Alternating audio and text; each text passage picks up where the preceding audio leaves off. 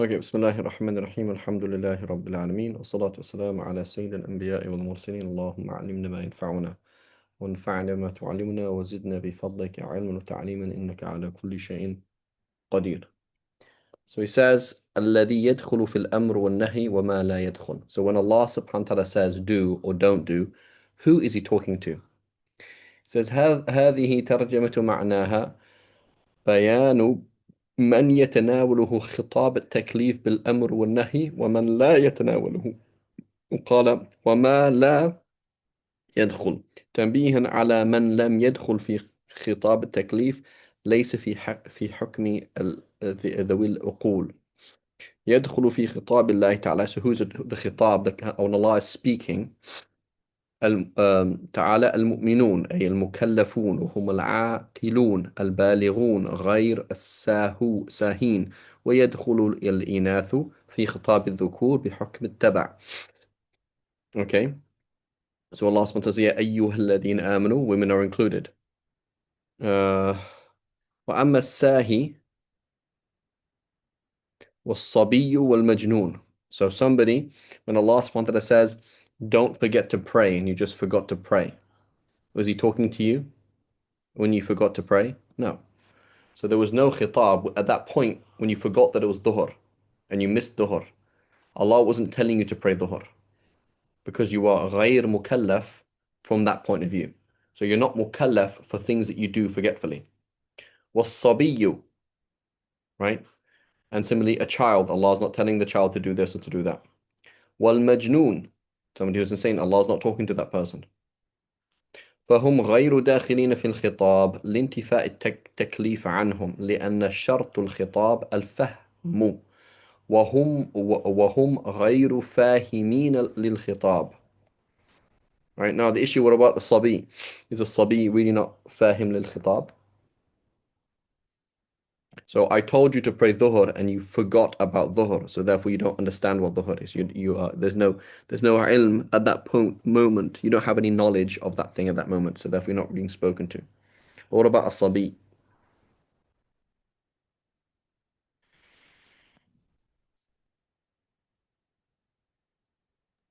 The mumayyiz understands. Well, it doesn't sense. So therefore we have to make a distinction between a sabi and mumayyiz and ghayr mumayyiz, right? So um, so there's a difference between I'm telling you to pray or I'm telling you not to lie, but I'm not going to punish you. These are two different things, right? So there's two different things. So he's a ghayr fahimi, right?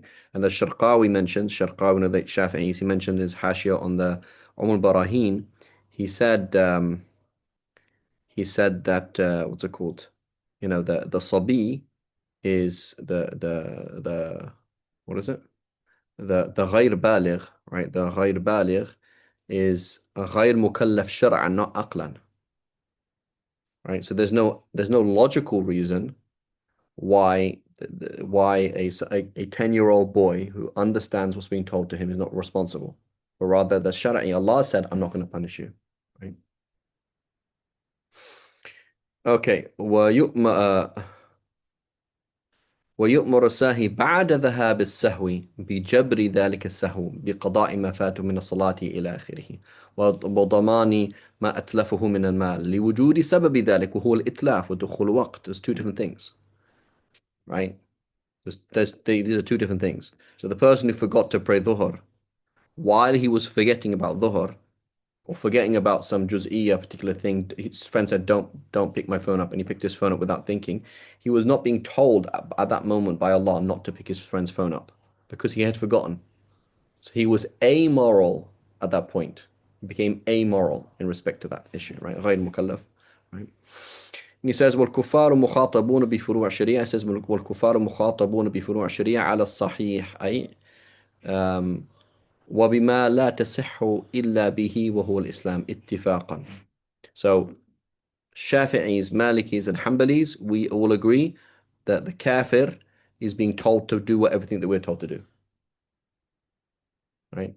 So it's haram for him, I don't know, to have kibr, it's haram to him not to pray, it's haram to him, whatever it is. Everything that's haram for me is haram for him. Same thing. So that's why we cannot help a kafir do anything haram, right? You can't do that.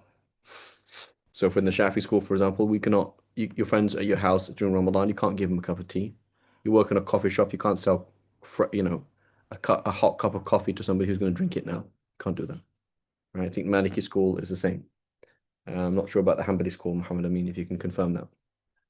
Whereas for the Hanafis, they say, no, you're not mukallaf. They're not, kafir isn't mukallaf to fast, right? So you can feed it. You can feed him. It's fine. لقوله تعالى ما سلككم في سقر قالوا لم نك من المصلين. Right? We didn't used to pray. Why are you in hellfire, O kuffar? Because we didn't used to pray. i.e. we were mukallaf prayer. وحجة للقول الصحيح وقيل إنهم غير مخاطبين بفروع الشريعة لعدم صحتها منهم قبل الإسلام because they can't, it's not valid. وعدم مؤاخذتهم بها بعده. Similarly, does a kafir أصلي, somebody who's a kafir and born a kafir, does he have to do qada of the prayers? No. Right? قضاء في الزكاة no. وأجيب بأن فائدة خطابهم بما بها إقابهم عليها وعدم صحتها في حال الكفر لتوقفها على النية المتوقفة على الإسلام. It's like saying, I don't have to pray because I don't have wudu. No, you do have to pray and you have to go make wudu. وأما عدم مؤاخذة بها بعد الإسلام فترغيبا لهم في الإسلام. Right?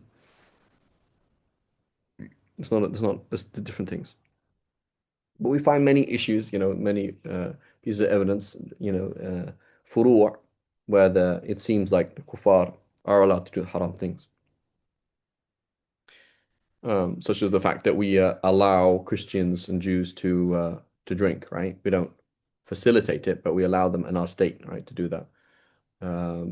We allow, was it saying Abu Bakr was given, the Prophet gave him a silk garment.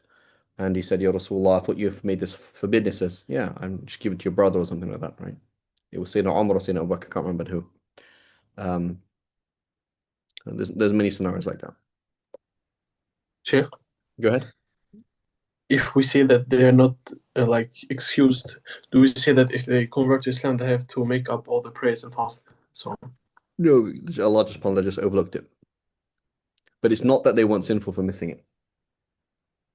So they were sinful for missing the prayers, and now Allah's forgiven them, and Allah subhanahu wa ta'ala said, you don't have to do qada. Does that make sense? Sheikh. Yeah. Okay. وهل الأمر بالشيء نهي عن ضده وعكسه? So when Allah subhanahu wa ta'ala tells you to do something, is that a prohibition to do the opposite, and vice versa? So it says al-amr al-nafsi, i.e. Allah's command to do something, بالشيء نهي عن ضده, بمعنى أن تعلق الأمر بالشيء هو عين تعلقه بالكف عن ضده. Right? واحدا كان الضد كضد السكون الذي هو التحرك، أو أكثر كضد القيام الذي هو قعود والاتكاء والاستلقاء. Right? والاستلقاء. Right?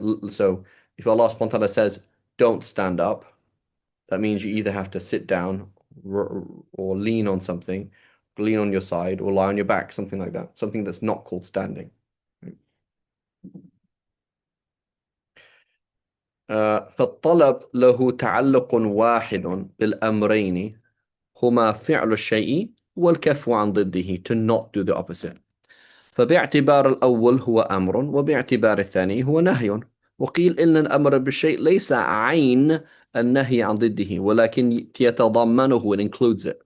وقيل ليس عينه ولا يتضمنه وعزاه صاحب جمع جوامع للمصنف. Right, too. So تقي الدين السبكي وتاج الدين السبكي, who wrote the what's it called?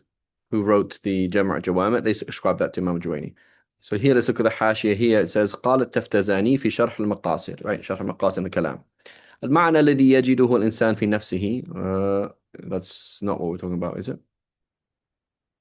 I'm not interested now.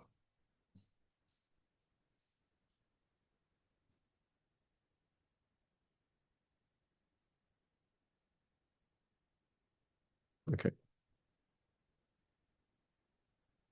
So just a little reference here. It says, كما قال السعد في حاشية العضد. So this is عضد الدين الإيجي. Okay, and the حاشية of Sa'ad, Sa'ad al-Din al-Taftazani. Right? So this is on the Mukhtasar ibn Hajib. Right? So Mukhtasar Hajib, there's a حاشية on the Mukhtasar Hajib by Adad al-Din al-Iji, and a حاشية on that حاشية by Sa'ad al-Din al-Taftazani. So Sa'ad al-Din al-Taftazani is the student of Adad al-Din al-Iji. Right? Okay. وأما مفهوم الأمر والنهي فلا نزاع في تغايرهما. As for what they are, they're two different things. وكذا لا نزاع في أن الأمر اللفظي ليس عين النهي اللفظي. Right? So saying do and don't do, they're not obviously the same thing.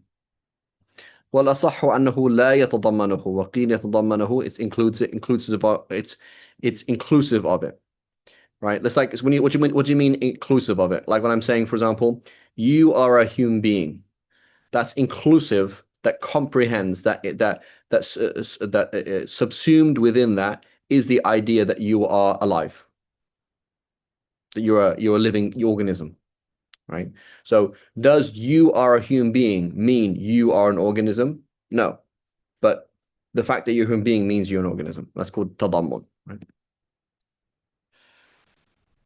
Okay. وأما النهي والنهي وأما النهي عن الشيء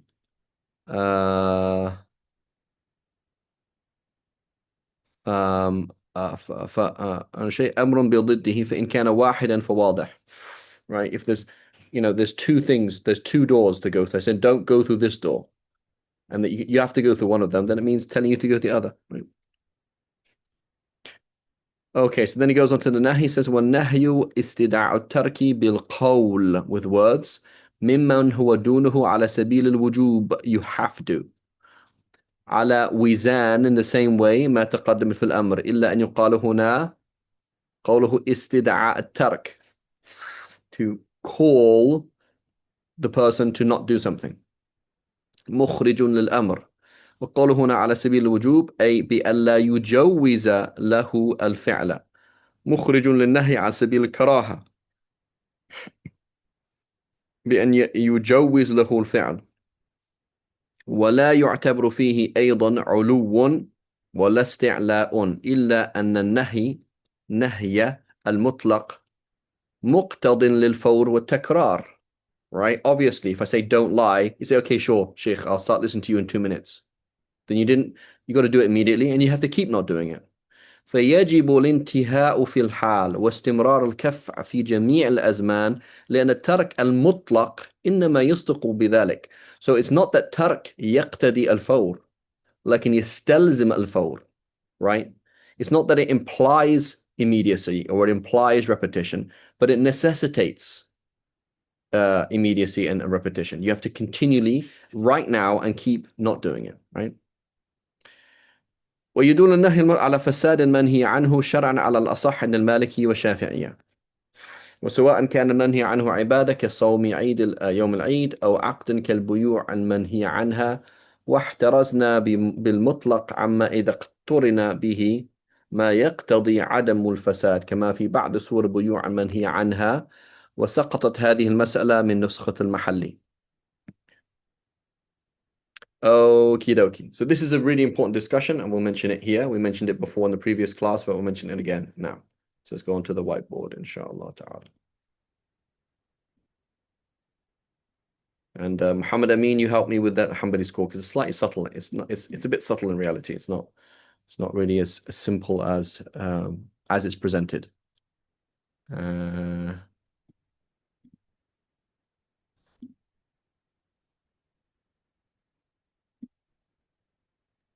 I'm confused myself because in our Alhamdulillah. books they mention the خلاف الحنفية and as if we agree with Maliki and Shafi'iyya. Yeah, but you don't. There are differences. So I'll try and present it in the best way I can, and with the masail as well. Some of these things it's a bit clearer. And even for us, the Shafis in reality are confused. We're not as I'm presenting one opinion of the Shafis. It's not actually that clear. Okay.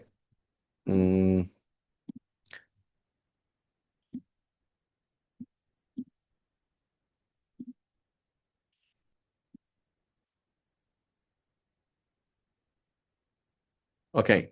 So something is forbidden لذاته.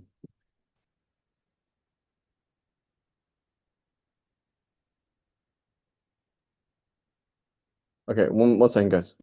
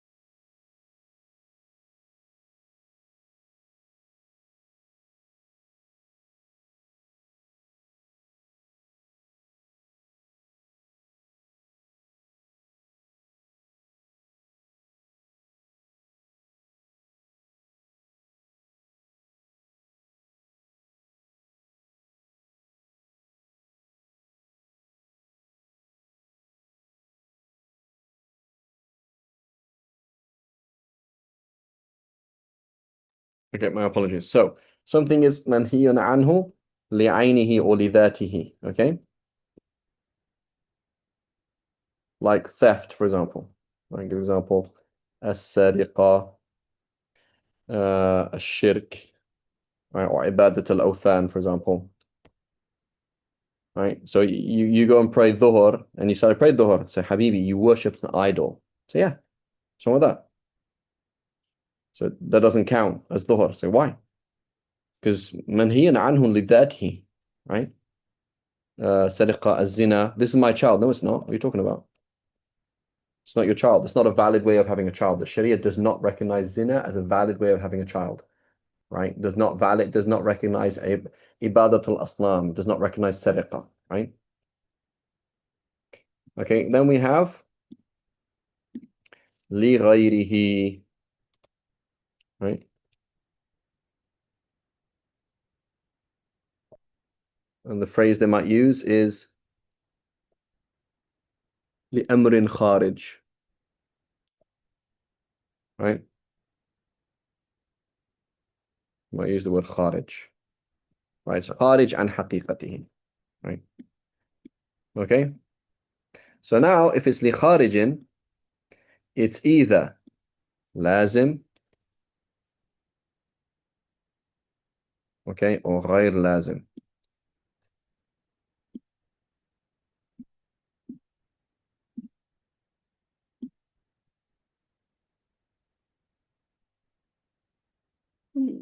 Sorry.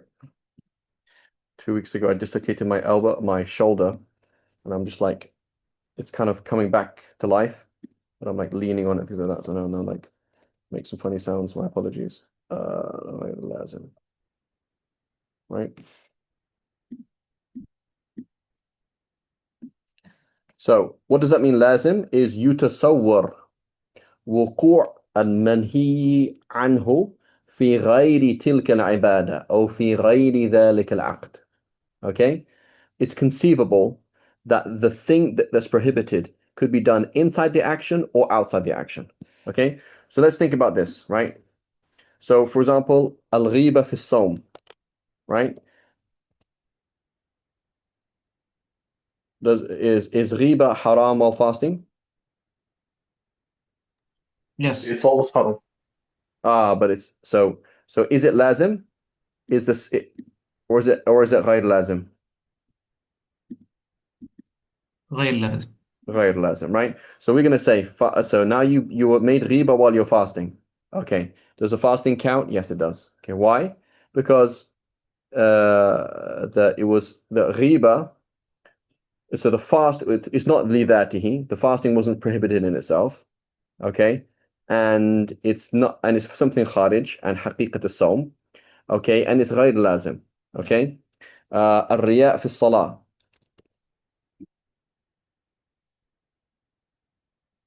is that هل يتصور وقوع الرياء خارج الصلاة؟ Yes. Right?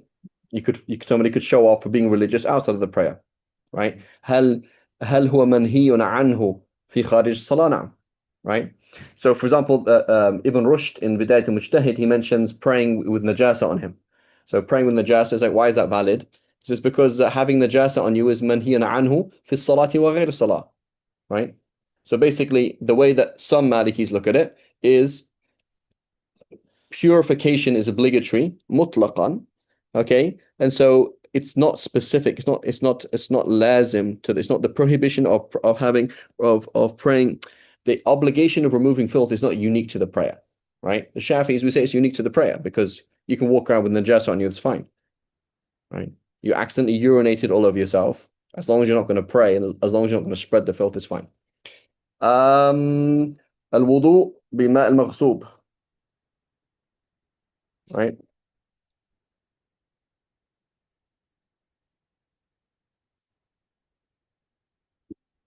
بماء. Where's my Hamza?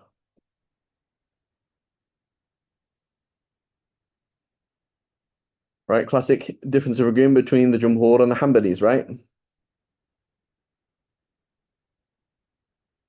So, what is the issue with al-wudu' bima' al-maghsub? Oh, this is التصرف بمال الغير بغير إذن, right? So I'm using your water without your permission. Okay, so could I do that in wudu? Yes. Could you do it outside of wudu? Yeah. Okay, so therefore it's for the Shafi'is and Malikis and Hanafis as well, it's going to be valid. Okay. Salah, for example, في الأرض المغصوبة, the same discussion. الوضوء, الصوم, الصوم بدون إذن, بغير إذن الزوج, right? So his wife, it's Monday and she's fasting and husband's home and he says, no, don't fast today because, and she's like, no, it's okay. I'm going to fast anyway. So the sin that she's doing is what? Is it called fasting? No. Is disobeying her? Yeah, so she's not, so could she disobey him in another way? Yes. Yeah, so this is just, لِخَارِج مُقَارِن. That's a phrase they might use, say, مُخَارِج مُقَارِن. Just happened to muqarana. Right? The sin happened to coincide with the act of worship, but it's not essential to it, that's for sure. Nor is it kharij lazim. Okay? Okay, now we have that's another scenarios where the Shafis would say, for example, this is going to be invalid. For example, as-salatu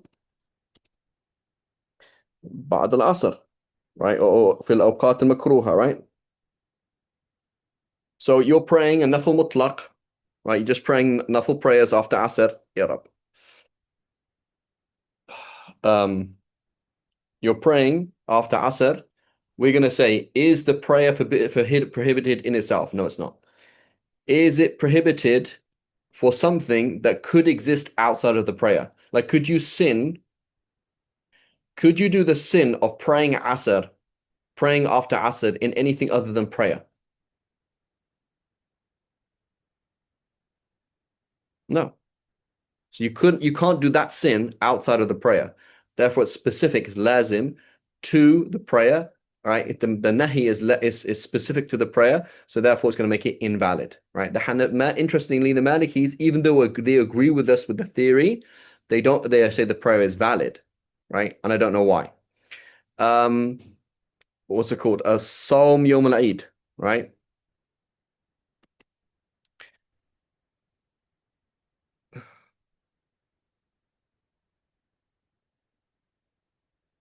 Yawm al-Eid.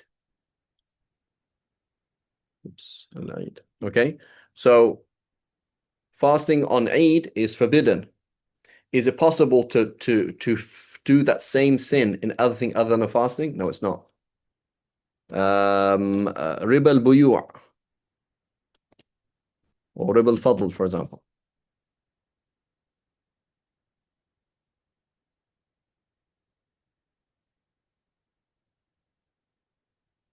Right? Or riba al-buyu'. So is it possible to do, so I'm going to lend you $10 and ask you to give me back 11. Is it possible to to do the same sin outside of a loan? It's not. It's specific to it. Or I'm going to give you some gold and you're going to give me the equivalent. Like I'm going to give you this piece of gold and you're going to give me another piece of gold tomorrow.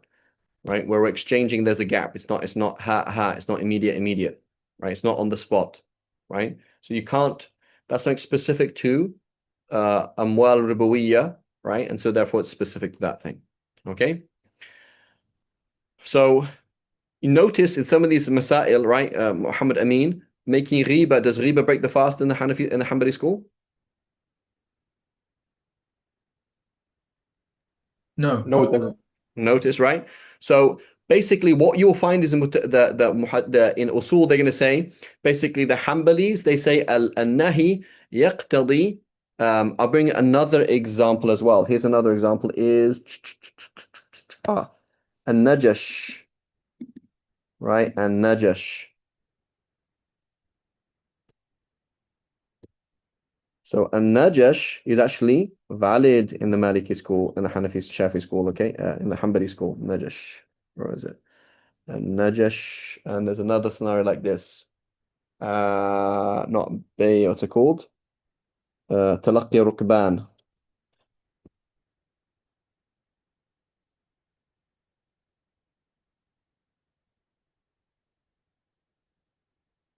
Okay, so what the Usuliyun will say is the following. They will say, for the Hanafis, right? This is the problem. Or is it? Can't see what I'm doing. This is the problem for the Hanafis. Right? The Hanafis, they say if it's manhiyun anhu lidatihi, it's invalid. Otherwise, it's valid. So for them, for example, riba in fasting, fast is valid. Riya while praying, prayer is valid. Wudu bima al-maghsub, valid. Talaqi rukban, valid. Riba al-fadl, valid, but haram. So as-sawm yawm al-eid, valid, right? Now, but they won't say as-salat ba'da asr is valid. But theoretically, they should. Because how is it? So they have to argue that praying after asr is manhiyun anhu lidatihi. Otherwise, they don't really make sense, right? Well, salat al-ha'id is manhiyun anhu lidatihi. Otherwise, how do you explain it? As-salat bi ghayri wudu, is it manhiyun anhu lidatihi? You know what I'm saying? Like we would say, that's not lidatihi, is it? It's not like or lidatiha. What the prayer of somebody who doesn't have wudu is invalid essentially, like it's like zina, you know? It's more like it's that it's because of something non-essential to the prayer, which is you don't have wudu. Anyway, they'll explain it. Basically, that's for the Hanafis, they're trying to find out is it essential or non-essential, right? For the Jumhur, they want to know this, right? For the Shafi, not Jumhur, but for the Shafis and Malikis, they want to know this. That's what they're interested in. Is it lazim or is it not? Like, could we consider, so for example, those Hanafi, those Malikis who say, no, praying with najasa on you, even what if you knew about it, is valid. What's the argument? It's something that exists, it's not lazim, it's something that exists outside of the prayer as well. So therefore it's not specific to the prayer, right? We have an issue in the Shafi school about selling a child without their mother, right? So I own these two, I own this slave, okay, a female, and she has a child. So now I'm going to sell the child to one man and the woman to another man. So that's haram. We all agree that it's haram. But the issue is it valid or not? So the argument to say that it's valid would say you've done the haram, which is separating mother from child. That separation could be achieved in a sale or other than a sale. Perhaps you could put one in, you have two houses, one in one country, another country. So you put one in one country, another country, and you put the child in one country and the mother in another country, right? So therefore it's ghayr lazim, right? Right. But the other argument is that shar'an, it's not, it's your the item of sale has to be qabil taslim wa tasallum. It has to be deliverable, right? So even shar'an, for example, you say they have a mas'ala like, could I sell the top half of my phone to you? Say no. Okay, why? Because you couldn't if you cut the top half of your phone off, the phone will stop working. And that would be itlaf al-mal. That would destroy the phone. So therefore you can't do that. I can sell you a half of my phone, meaning you have a half share of my phone, but I cannot say, for example, I'm going to give you 1/8 of my computer, like the eighth side of my computer, and cut it off, because if I cut it off, the computer will stop working. Does that make sense? So shara'an, because it results in itlaf al-mal, that contract is not valid.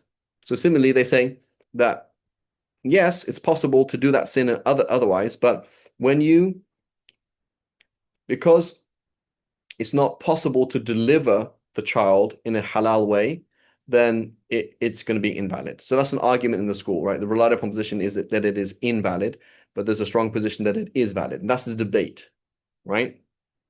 Similarly with najash, which is to trick somebody in a sale, right? So Muhammad Amin and we are selling books, or I'm selling books, and I'm doing an auction. So I have Muhammad Amin to sit there in the auction, and whenever Mizan mentions a number, Muhammad Amin goes higher.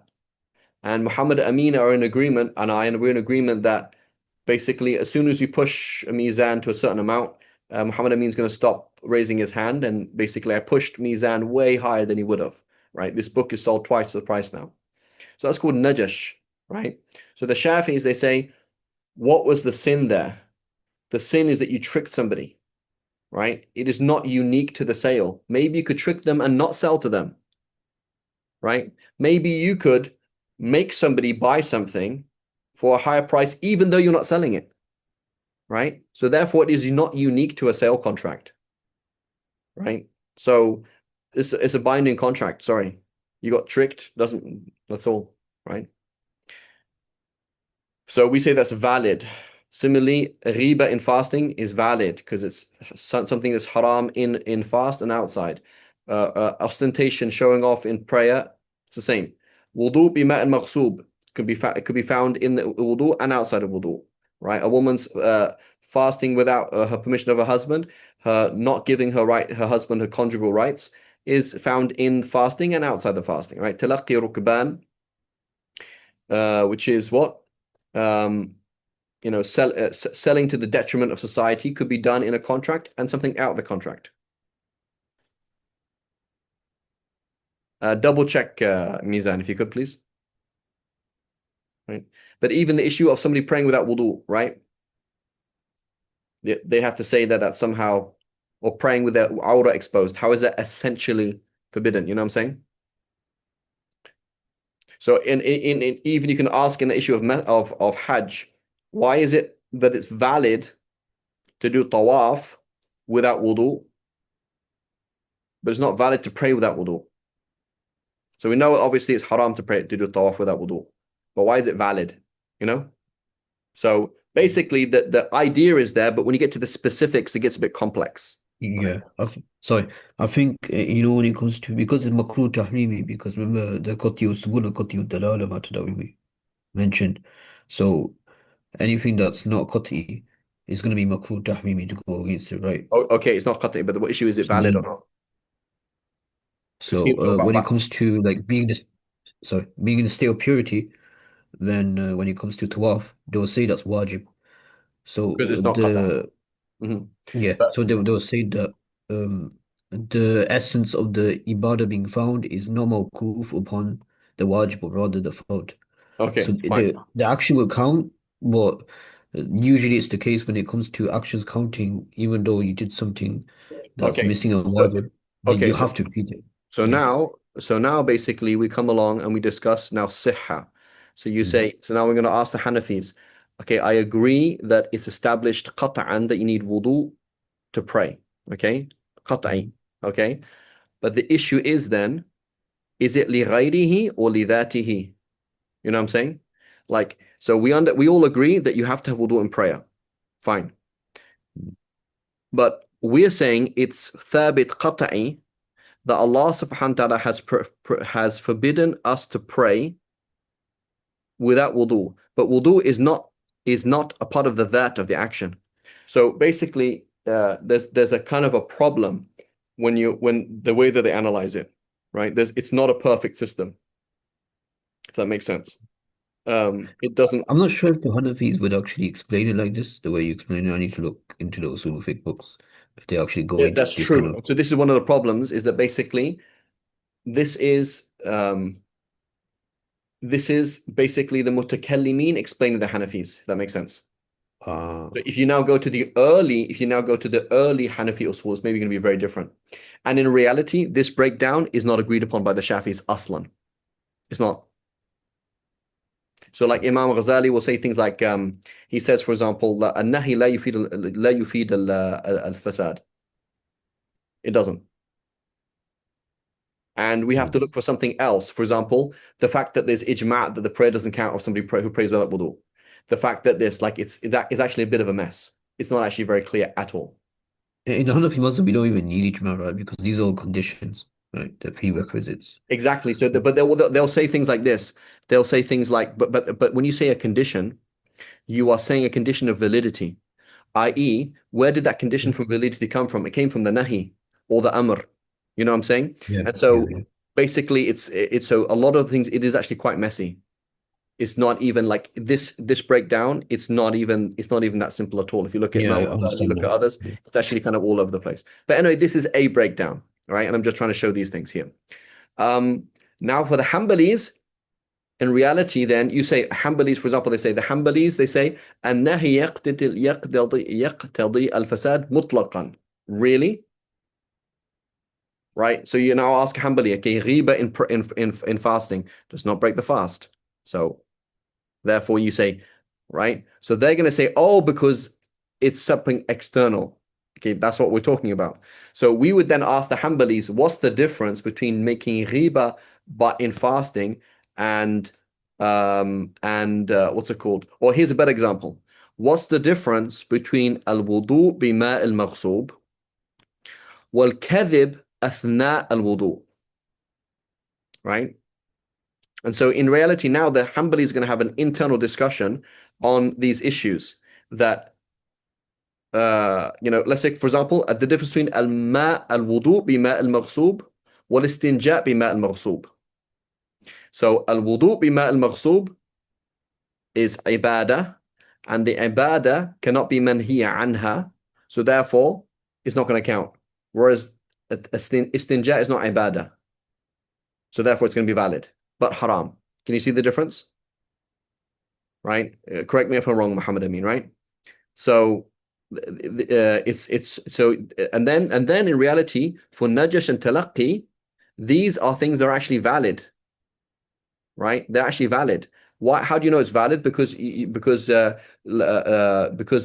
person who is the victim, he can do fasakh of the contract. So if you can do fasakh of the contract, that means there was sihha to begin with. Does that make sense? Right? It's like when you got married and you realized the husband didn't have any private parts. So she can do fasakh of the contract. That means it was a valid contract, right? It wasn't invalid to marry a man without any private parts, right? But she can do fasakh of the contract. So in reality, this is in mu'amalat. So when the Hanbalis say it's invalid, they mean invalid in ibadat and but not in mu'amalat. And then in certain ibadat, in certain ways, right? And even the Shafi'is fall into this. We have things like this. For example, we say, what is it? Like often we will do ibtal of a sabab because it's manhi anhu. Like for example, I'm trying to think. So for example, you were gargling in the Shafi school, okay? And while fasting, you were gargling and putting lots of water into your mouth and go, right? Which is makruh. The Prophet ﷺ told us not to do that. So we, the Shafis, we say that is makruh and therefore it's forbidden. And because it is forbidden, gargling would if you accidentally swallowed the water, it would no longer be excused and you would be considered to have broken your fast intentionally because you intentionally gargled. right? So it doesn't really fit this paradigm because gargling could be done in other things, right? Like it's not gargling in itself, nor is it wudu in itself, nor is it, it's kind of the scenarios like that. Similarly, you're traveling in the Shafi'i school, you're traveling to go and kill somebody. So now, because you're traveling to go and kill somebody, the travel does not count as it's not a rukhsa anymore. So we kind of do ibtal, we do ifsad, we call it fasid, we call it invalid. It's an invalid journey. So it doesn't allow you to join prayers or break your fast. Which is kind of in this category, really. It's not really in this category, right? So we have some issues like that as well. So number one, there are issues throughout the madhahib where it's kind of a bit fishy. Like, what's the difference between istinja bima'in maghsub and al-wudu bima'in maghsub, right? You say, oh, one's ibadah, one's not ibadah, right? Even we, the Shafi'is, we say you can't do istinja with certain things. Like, it's not just whatever you want. So you couldn't, for example, use bread or an animal. You use your cat to clean yourself with. You can't do that. So that almost sounds, but then you could steal. It's kind of like it doesn't fit a perfect system. It doesn't fit a person. Like if you go through the masail in each madhab, there is a system that they're kind of doing, and this is the genuine breakdown that late Shafis will do, and you'll see it a lot, but it doesn't fit a perfect system. It's something a little bit off, right? Does that make sense? So that's why each madhab, you need to keep looking at two things. You have to look at your usul and look at your furu' and look at your qawa'id, or at least your usul and your furu'. I keep going back and forward and like finding out the actual system here. What's going on? And you realize it's a bit more complex than organized in some books of usul. Does it make sense? Yes. Right. So that's why usul is a bit of a waste of time. Okay, usul is a bit of a waste of time. It's not a waste of time, it's a bit of a waste of time.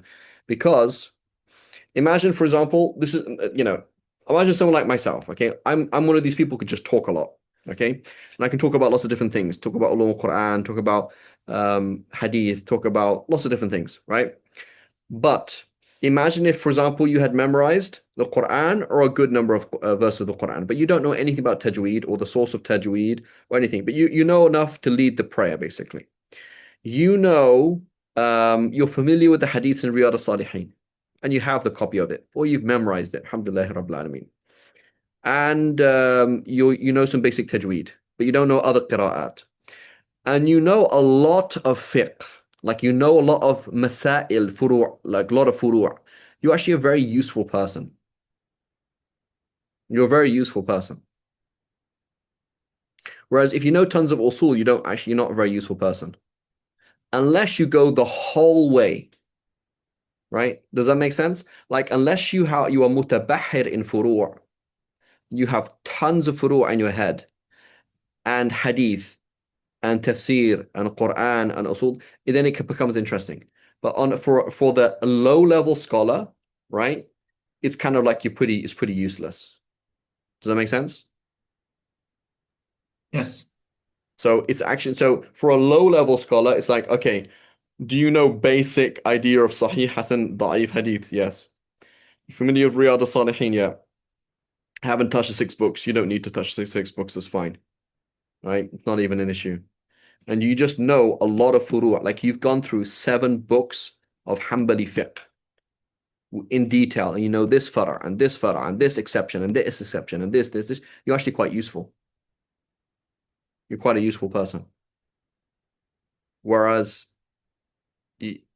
usul, yeah, you're essential on the big picture, right? But you're not immediately very useful. So each and every single one of us, we have to look at our lives and look at the time that we have and the priorities, and you're going to have to cut something out of your life, right? And I personally advise that people not cut fiqh out of their life, because fiqh is super useful. Like whatever you do, fiqh is super useful. Just knowing lots of furu' in any one madhab makes you a useful person to be around, right? It's almost like how useful is somebody who's researching the philosophy of medicine versus you are a trained ER nurse.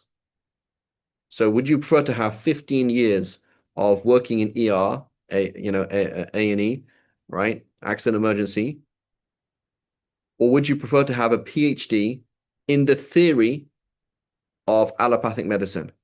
You know what I'm saying? So somebody has to question the theory. Somebody has to put together research methods. Somebody has to kind of put things together and find out where we're going. But at the same time, if you can't do basic stitches, you're pretty useless. Right?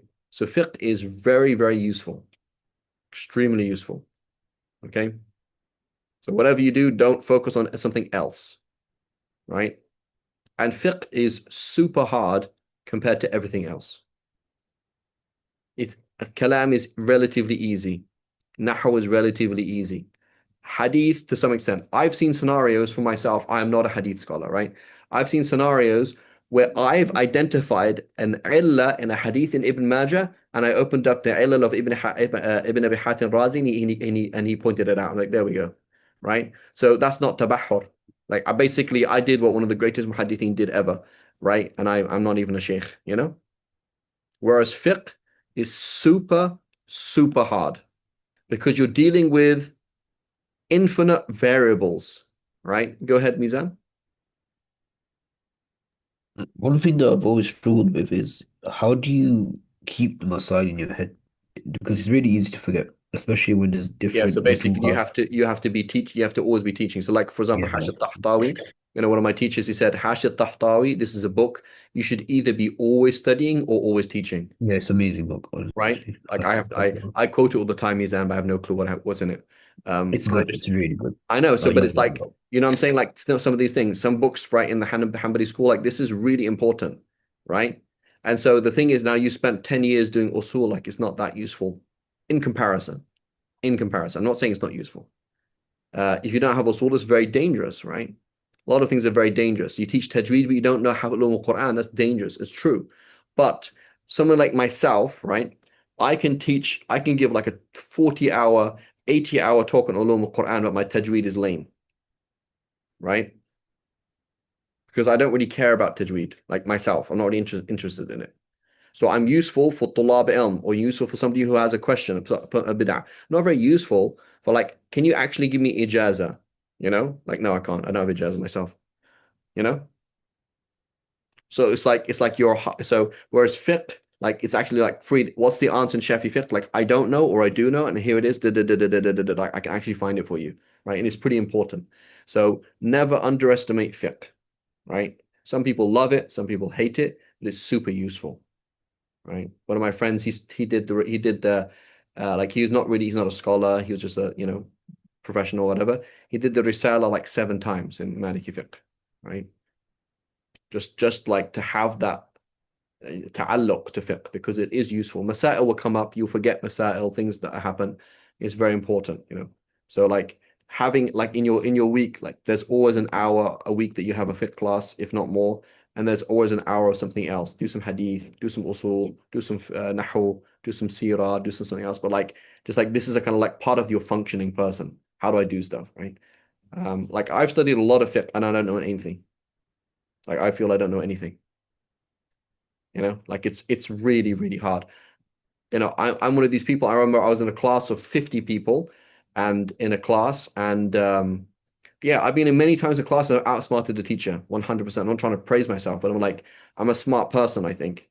I've been in a class like I raised my hand, I'm like, what about this? And like, good point. You're right. You know, on an issue of lugha, on an issue of kalam, right? I was there, Sheikh Hamza Karamali. I remember in the class and I was like, yeah, but what about this? It's a good point. Looked in the hashia and I was right, So for me, I seem like a lot of things are like cheap, meaning it's fairly easy to work things out. Fiqh is not easy to work out because it's not just being smart. You also have to look at lots of masail and look at this, look at this, look at this, look at this, look at this, and keep checking. You have to do a lot of research. And sometimes it's very hard. And the fruits they are the fruits, right? Fiqh is the fruit, is the practical fruit of everything else. So if you didn't know whether that hadith was from Abu Hurairah or from Abdullah ibn Amr ibn As, it doesn't matter. If you don't know if it was makruh tahrimi, tanzihi, it does matter, right? I need to leave as well. وصلى الله على سيدنا محمد وعلى آله وصحبه وسلم. جزاكم خير. السلام عليكم ورحمة الله.